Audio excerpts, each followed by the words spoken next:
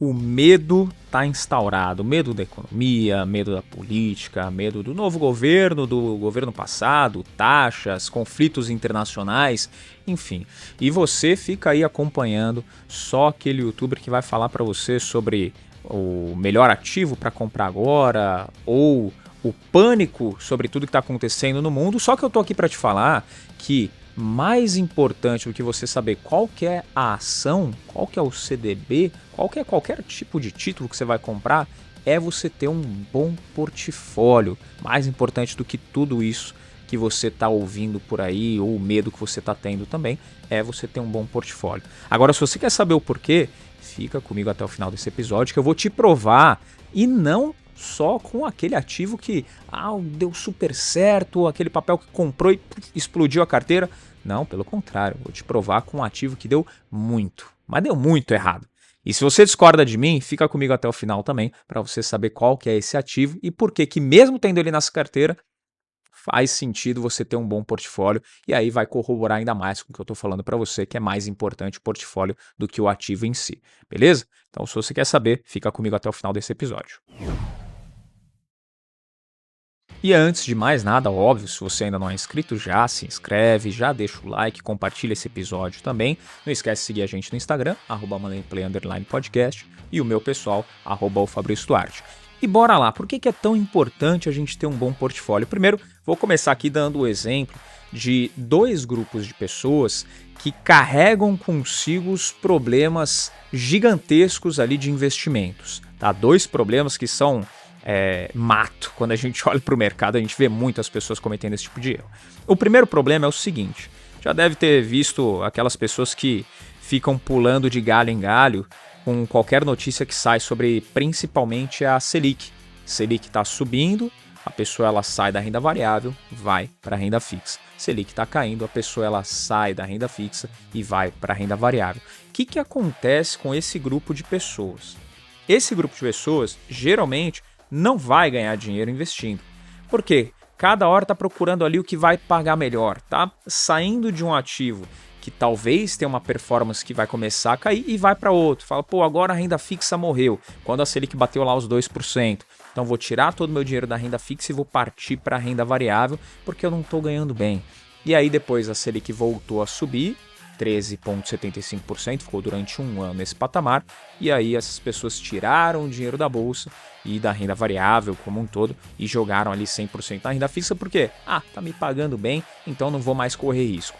Fazendo isso, a pessoa paga taxa, paga imposto e dificilmente vai aproveitar o máximo dos ativos daquela categoria, aquela rentabilidade que eles têm a oferecer. Então esse é um grupo de pessoas que sofre desse problema e que comete um grande erro, que é pular de galho em galho de acordo com a maré.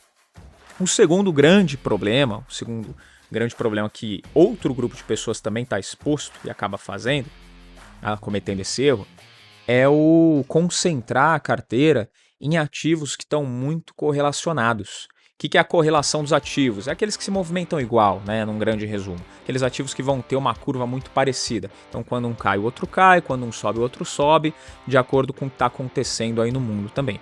E às vezes acontece das pessoas terem ativos do mesmo setor. Então, eu estou diversificado hoje. Tenho 3 bancos e 3 elétricas na minha carteira. Cara, está diversificado? Realmente? Se acontece alguma coisa, alguma mudança de regra geral para os bancos, vai afetar metade da sua carteira já. Você tem 3 bancos, 3 elétricas, metade da sua carteira já vai ser afetada, ou seja, o seu desempenho já pode cair muito. Então isso não é diversificação, concorda? Você está pulverizado, mas não está diversificado. Acontece com muita gente. Fala, eu gosto do setor bancário, então vou investir em bancos. Só que ao invés de ter um banco muito bom, eu vou ter 3 bancos aqui, porque eu quero diversificar o meu risco. Só que você ainda está exposto ao risco sistemático. E aí é onde você tem um grande problema, e várias pessoas passam por isso, que é essa exposição a um setor ou a ativos que estejam muito correlacionados. Tá? Então, isso é um problema que, tendo um bom portfólio, você já não passaria, por exemplo. Tá? Então, falar de um bom portfólio é a gente olhar para ter uma boa diversificação também. Mas só a diversificação por diversificação dos ativos também não faz sentido. A gente tem que olhar de uma outra maneira e Quem que eu vou trazer aqui de exemplo, ou qual conteúdo simplesmente educativo, tá? Já quero deixar bem claro, não é nenhuma recomendação de investimentos esse vídeo, esse episódio aqui, é só um conteúdo educativo mesmo para você ter uma ideia e aprender mais sobre investimentos e a sua formação de portfólio. Quem que eu vou trazer de exemplo? Benjamin Graham, que foi professor ali do Warren Buffett, então é um cara que a gente pode dizer que faz sentido a gente usar como referência, tá? No livro dele, O Investidor Inteligente, ele dá o exemplo dessa diversificação, essa criação de portfólio, para você pensar em como construir isso e se blindar, se proteger e poder ter uma construção de patrimônio de forma inteligente. Não à toa, o nome do livro é O Investidor Inteligente, não é verdade? Então o que o Graham fala? Primeiro a gente tem que lembrar o seguinte, a gente tem no mercado financeiro uma gangorra, vamos usar esse exemplo, que é o quê? Quando a gente olha para ativos de renda fixa, todos vão ser muito impactados pela Selic, mas quando a Selic está crescendo, ela está em alta, né, está subindo, geralmente, tá, não todos, mas vários ativos de renda variável vão perder valor, vão acabar tendo uma queda no seu preço. Por quê? Quando a gente olha para empresas, as empresas elas têm impacto na sua cotação quando a Selic sobe, porque elas provavelmente têm dívidas, as empresas que sofrem com isso. Então, geralmente as empresas têm dívidas, a margem de lucro acaba diminuindo, porque a dívida, a taxa de juros sobe, então a empresa ela acaba tendo também uma queda no seu preço, isso é refletido no seu preço ali de mercado. Então, Selic subindo, no efeito gangorra, esses outros ativos eles acabam descendo.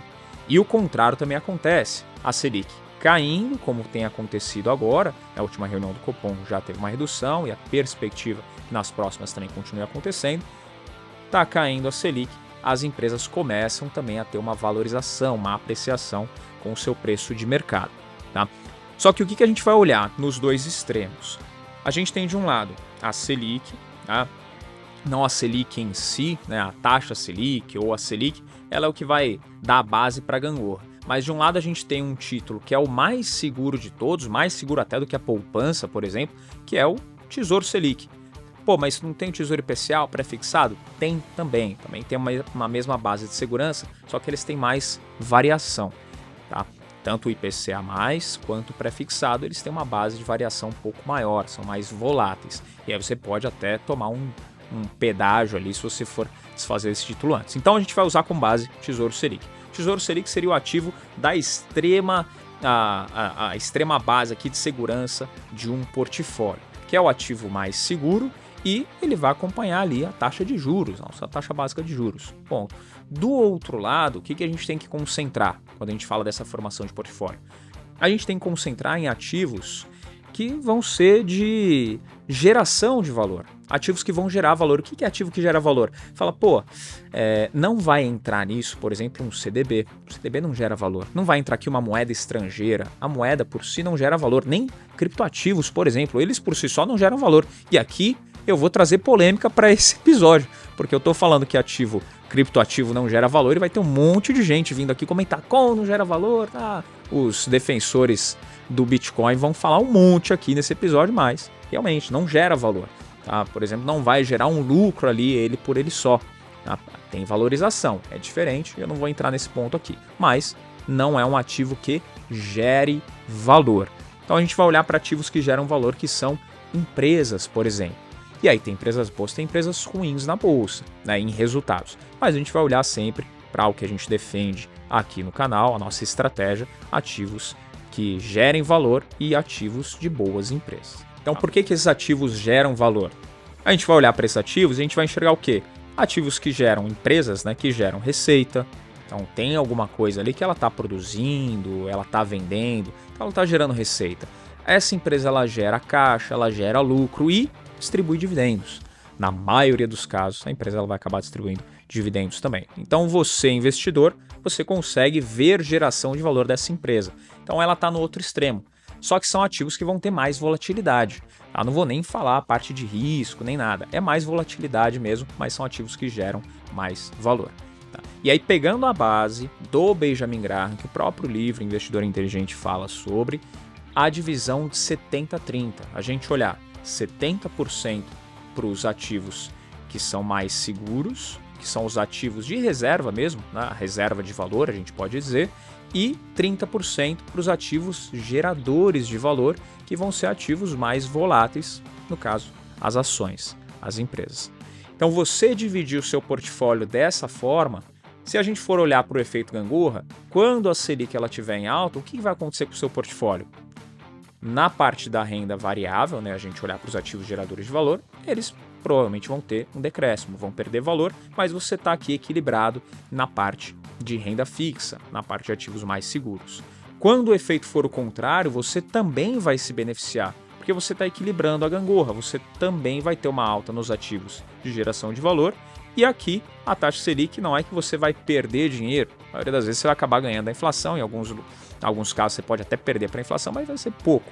Mas você vai ter um decréscimo aqui na sua rentabilidade, enquanto que aqui do outro lado você está tendo uma apreciação no valor dos ativos. Então, mas não é só isso, né? Não é só ter esse equilíbrio e falar, pronto, beleza, coloquei os ovos ali, separei, agora deixa o barco andar. Não é simplesmente isso. Por quê? Porque você vai colocar os ativos nesse balanço da gangorra, uma hora ou outra, isso vai ficar desbalanceado. Pô, a renda fixa ela subiu muito, então a taxa Selic disparou, ela ficou desbalanceada em relação aos ativos geradores de valor. A bolsa, né? Vamos dar de exemplo aqui a bolsa. Ela teve queda. E aí vamos supor que a bolsa ela caiu 50%. E aqui eu estou sendo bem ousado no exemplo, porque nem na crise de 2020 aconteceu isso, tá? Mas vamos supor, caiu 50%. Se você tinha 30% ali, esse valor ele era 30%, caiu 50%, foi para 15%, vamos supor. Então, está ali representando 15% da sua carteira. Os outros 85% estão ali na renda fixa. O que você vai ter que fazer para poder balancear a carteira e se manter equilibrado ao longo do tempo? Você vai ter que vender de um lado e comprar do outro. Ou seja, abre mão da renda fixa, compra a renda variável e nesse caso você vai estar comprando num preço muito abaixo daquele que você tinha comprado antes. Concorda? Pô, caiu 50%, está comprando muito mais baixo. Não significa muito mais barato, né? A gente tem que analisar os fundamentos das empresas que estão ali, mas você está comprando num preço mais baixo. O preço caiu, você comprou, reequilibrou a balança. Quando o cenário ele inverter, você vai pegar toda a alta da bolsa, toda a alta da renda variável e aí vai ficar desequilibrado novamente. O que você vai fazer? Vender aqui com lucro, por exemplo, e rebalancear para você ir equilibrando a gangorra, mantendo ali a base dos 70-30. Então você acaba ganhando muito mais também fazendo esse rebalanceamento no médio e longo prazo. Tá? Mas esse equilíbrio é importante e, de novo, vale a pena citar o título do livro, é o investidor inteligente. Ou seja, é inteligente fazer esse tipo de distribuição, esse portfólio, esse tipo de estratégia. Tá? E aí, para dar o exemplo do ativo que eu comentei lá na introdução desse episódio, a gente vai concordar aqui, você que está me ouvindo e todos os brasileiros vão concordar que teve um ativo da Bolsa Brasileira esse ano que ele não deu muito certo. Eu estou falando de Americanas. Tá? O que aconteceu com Americanas? Caiu 99%. Tá? Só que vamos supor que você tenha feito um bom portfólio e por um acaso, que já não está de acordo com a estratégia aqui do canal, mas por algum acaso, obra do destino, você se empolgou e de repente passou ali no seu filtro de análise e Americanas estava na sua carteira. Só que nessa divisão de portfólio, você tinha 70% ali na renda fixa, Tesouro Selic mesmo, dando exemplo, você tinha os outros 30% na renda variável, distribuídos, que você não vai colocar na mesma empresa ou nem no mesmo setor, mas distribuído em 10 empresas diferentes. Tá? Você fez uma avaliação, pegou empresas de bons setores, setores sólidos, e pegou boas empresas e diversificou esses 30% em 10 delas. Beleza? 10% ou 10 empresas, né, tendo 30% ali do investimento, a gente vai falar de 3% da sua carteira para cada uma, tá? Dividindo por igual. Americanas caindo 99%. Quanto que a sua carteira sofreu nesse período? Ela sofreu 2,97%. Tá? Ou seja, você tinha lá 3% em Americanas, caiu 99%, ela hoje está 0,03%. Então, você tem ali 2,97% da sua carteira total de queda. É para entrar em desespero? É para você ficar com medo do que vai acontecer? A mesma coisa olhando para a bolsa, né? A bolsa ela teve queda, ela teve uma queda expressiva, por exemplo, nesse mesmo período. É o que eu já dei de exemplo. Pô, caiu 50%, você vai lá e compra mais, você balanceia, mas você está ganhando aqui na renda fixa, você comprou barato aqui, você vai aproveitar uma alta daqui a pouco. Que é também um exemplo que a gente pode usar da crise lá de 2020. Até estendendo um pouco mais esse exemplo de Americanas, que não é uma boa empresa que entraria ali, por exemplo, na estratégia aqui do canal, mas se você tivesse comprado ali no pós-crise em 2020 e segurado até 24 horas depois do anúncio desse ano, 2023, das divergências contábeis, a gente pode dizer, você teria feito 100% de retorno, né? Então até com a Americana você poderia ter ganho dinheiro, mesmo nesse cenário, tendo feito ali um bom rebalanceamento e vendido na hora que a bandeira vermelha começou a subir, tá?